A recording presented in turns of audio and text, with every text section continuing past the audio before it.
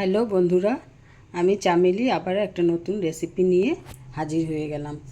এই যে দেখতে পাচ্ছেন, এই যে আমরা এটাকে জলপাই আলু বলি। আমাদের এখানে এটাকে জলপাই আলু বলে। আপনাদের ওখানে ওটা কি মানে কোন আলু বলে কমেন্ট করে জানাবেন। এই যে দেখুন, এটাকে আমি এখন সেদ্ধ বসিয়ে দেব। এই আলুগুলো সেদ্ধ করে ছুলে নিয়েছি। এখন আলুগুলো আমি মাঝখান দিয়ে দু টুকরো করে নেব। এই যে এরকমভাবে দু টুকরো করে নেব।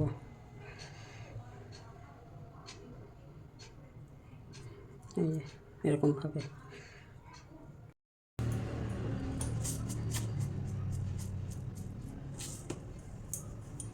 জিরে,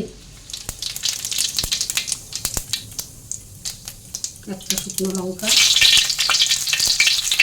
একটা তেজপাতার অর্ধেক, আর একটু হিং দিয়ে দিলাম।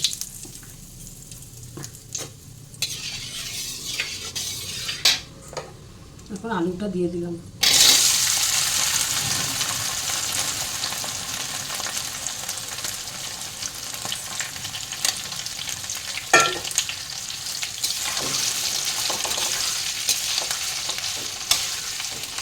আলুটা একটু ভাজা ভাজা করে নেব। সব মশলাগুলো দিয়ে দেবো। একটু হলুদ দিয়ে দিলাম, লবণ দিয়ে দিলাম স্বাদ মতো,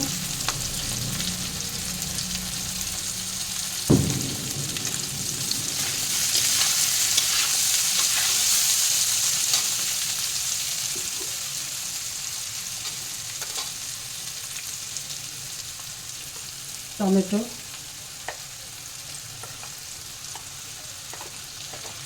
দুটো কাঁচা লঙ্কা এরকম কেটে দিয়েছি,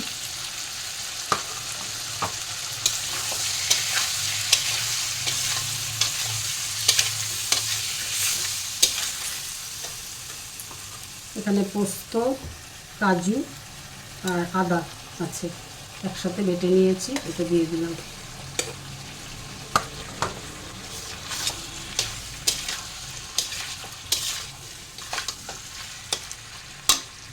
এই পোস্ত আদা বাটার জল ছিল, জলটা দিয়ে দিলাম।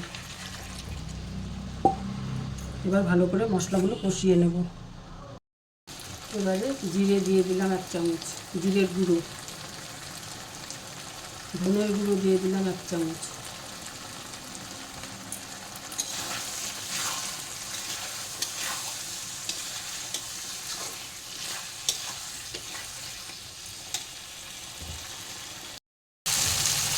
এবারে একটু ভাজা মশলা আর গরম মশলা দিয়ে দিলাম।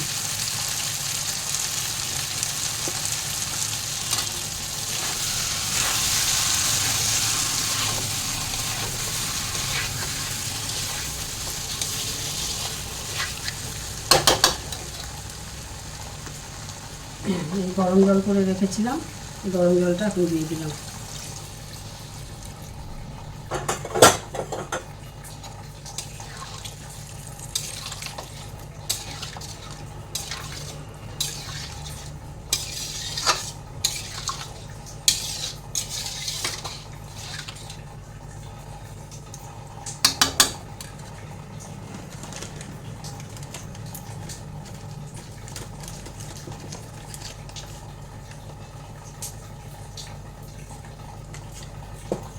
সামান্য একটু কস্তুরি মেথি দিয়ে দিলাম।